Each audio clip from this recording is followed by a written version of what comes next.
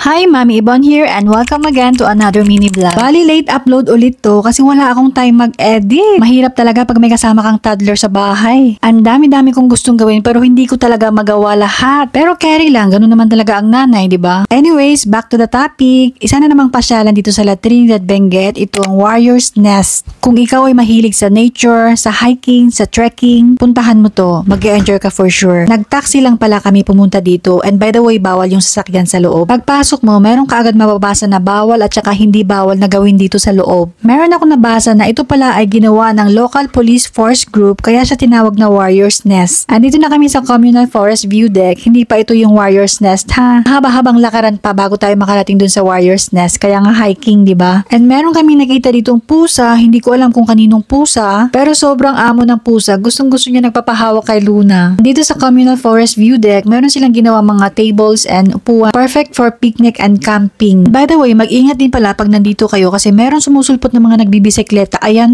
gulat kami. And take note guys, wala rin palang restaurant sa loob kaya bring your own food. And free lang pala pumunta dito, walang entrance fee. And by the way, hindi ko na na-videohan pero meron silang log sheet sa entrance nito. Kailangan mong ilista yung pangalan mo doon for security purposes naman. Grabe siguro sa mga oras na to, mga 20 minutes na kami naglalakad pero hindi pa namin nahanap yung Warrior's Nest. Pero nabuhayan na kami ng loob kasi meron ito, welcome to Warrior's Nest, enjoy your stay. Tingnan nyo yung surroundings guys, so nature. Kung gusto mong lumanghap ng sariwang hangin, dito ka pumunta. Okay, so let's continue walking. Ito naman yung pinunta namin dito yung magpapawis ba? Tsaka makalanghap ng sariwang hangin. Kasi alam naman natin yung pagmuni-muni sa nature is nakakatulong talaga sa kalusugan. Kasi nakakatanggal ng stress. Nakakalimutan mo saglit yung problema mo, di ba? Kung ganitong view ang makikita mo, naku, makakalimutan mo talaga ang mga utang mo.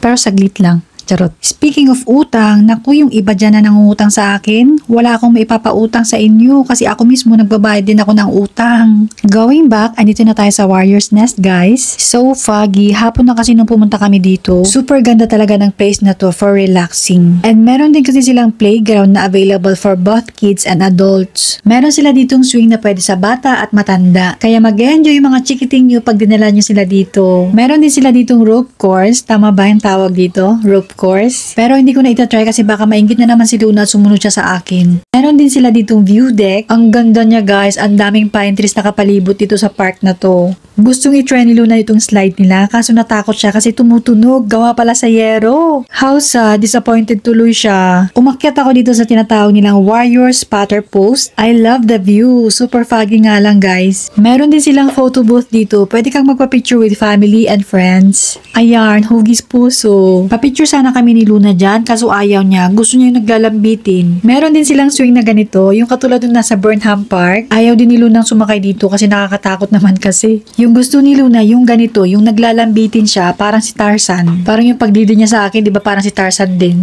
And syempre, sinubukan din namin ni Luna mag-swing. Ayan, super enjoy siya. Pero parang feeling namin malapit na umulan kaya binilisan namin yung pag-ikot-ikot dito. Tingnan natin kung ano pa yung makikita natin dito. And meron din sila ditong siso kaya tinry namin. Sa kabila naman si Mama. Ayan, tuwang-tuwa si Luna And meron sila ditong monkey bars. Alam nyo naman si Luna mahilig sa lambitin kaya pinatry nga namin sa kanya. Madami pala silang obstacle courses sa park na to kaya ito itatry ko naman yung island hopping.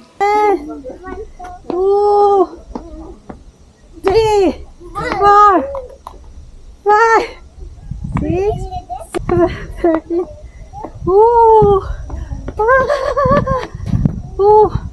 Wow! Ang dami!